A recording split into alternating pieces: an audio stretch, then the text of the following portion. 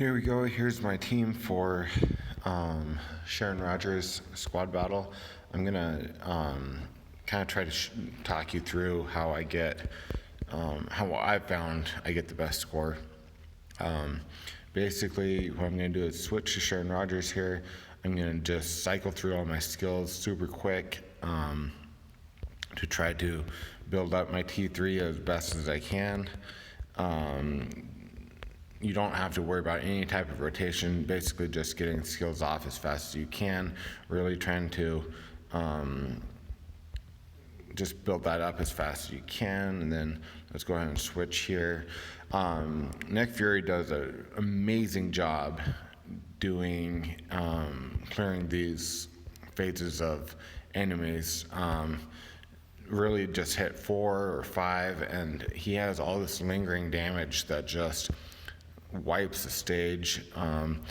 Trying to avoid getting hit by when the protective light comes down as much as possible. I'm not doing a good job about that right now,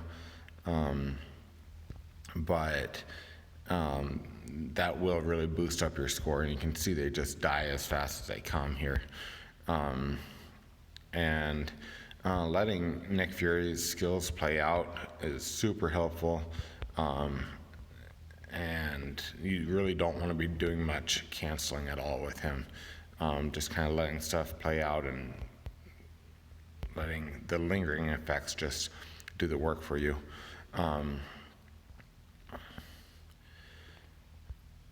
Usually I try to shoot, I'm a little bit behind here. Usually I try to shoot for around 200,000 with Nick Fury. Sharon Rogers, usually I'm a lot closer to 160,000 if I use her to do the stages. So Nick Fury is definitely a lot better at clearing these.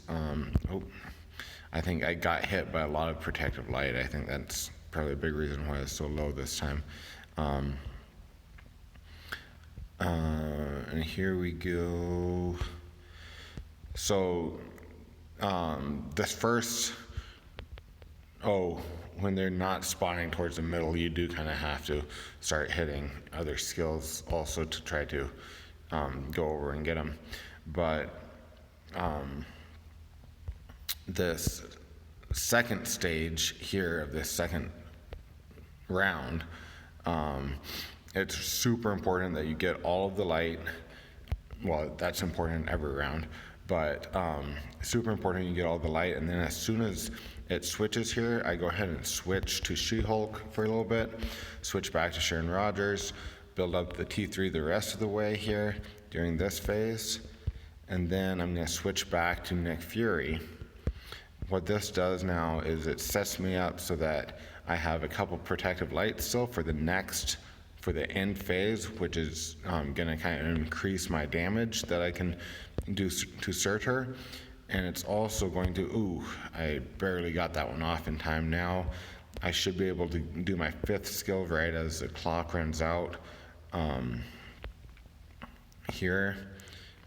So I'm going to come over here, do my 5th skill, switch to Sharon Rogers. And now I have that buff up. I have some protective light. I'm going to hit 3 cancel, 5 delay cancel, and just did not get a good hit off there. Usually that can get me up to almost 1,000,000 points if I land that one just perfectly. I don't know, maybe I missed a little bit of accumulation. But you see, this also buys me some more time here where I don't have to collect the protective light, and I can really just take damage and dish it back out to cert her with that full bar. And then here, I'm trying to land the procs, I'm trying to get that rotation right, but I'm also really trying to just build up that T3 as fast as I can, because especially Sharon Rogers just does so much damage with that T3, especially if you can get all that accumulation. And then once it's kind of built up here, I kind of save it if I can a little bit here for that. Try to get as many bars as I can before I blast it off because she does just so much damage. So it's kind of worth spending a little bit of extra time doing that, just so that you can get all of that damage from that T3. And I've played around with switching out at other times too. Oh, I missed it that time. But I've found that switching at the end of the round is basically the only time where it's going to be worthwhile as far as trying to keep more protective light. Maybe if you're doing a double T3 run with like 2 T3s, you might be able to do better than that, but by switching, but you just waste too much time otherwise, I think. So not my best run, but fairly decent.